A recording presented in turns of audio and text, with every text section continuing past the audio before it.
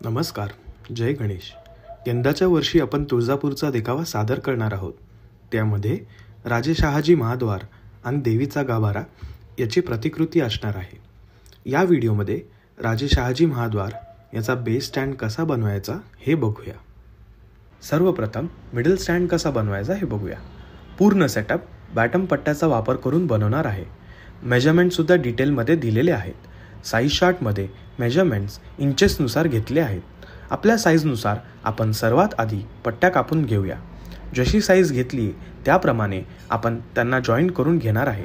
आपला स्टँड जास्त हलू नये आणि त्याच्यावर पुठ्ठा येणार आहे, म्हणून आपण स्टँडला आत एक्स्ट्रा पट्ट्या लावायच्या आहेत. त्यांनी तो जास्त हलणार नाही आणि भक्कम होईल. यानंतर आपण साईडचा पार्ट बनवायला घेऊया. साईडचा पार्ट छोटा असल्यामुळे त्याचा आपण फक्त 3D बॉक्स बनवायचा आहे. हा स्टँड मधल्या स्टँडला जॉईन करणार असल्यामुळे जास्त पट्ट्या लावायची गरज नाही. आधी आपण दोन्ही साईड बनवून घेतले आहेत, म्हणजेच फ्रंट आणि बॅक, आणि त्यानंतर एकामेकांना जॉईन केलेले आहे. असे आपण 2 स्टँड बनवले आहे. मिडल पार्टच्या लेफ्टला एक आणि राईटला एक.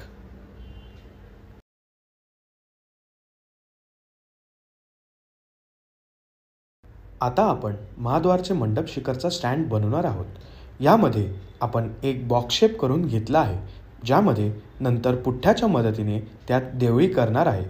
हा बॉक्स तयार करून झाला की आपण त्याच्या वरच्या बाजूला डोम तयार करून छोटे कलश लावायचे आहेत.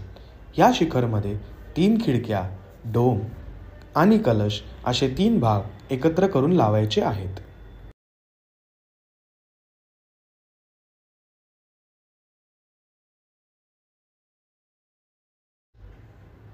आपण मंडप शिखरचा बाजूचा भाग सोप्या पद्धतीने केला आहे. हा भाग आपण L शेपमध्ये कट करून जॉईन केला आहे.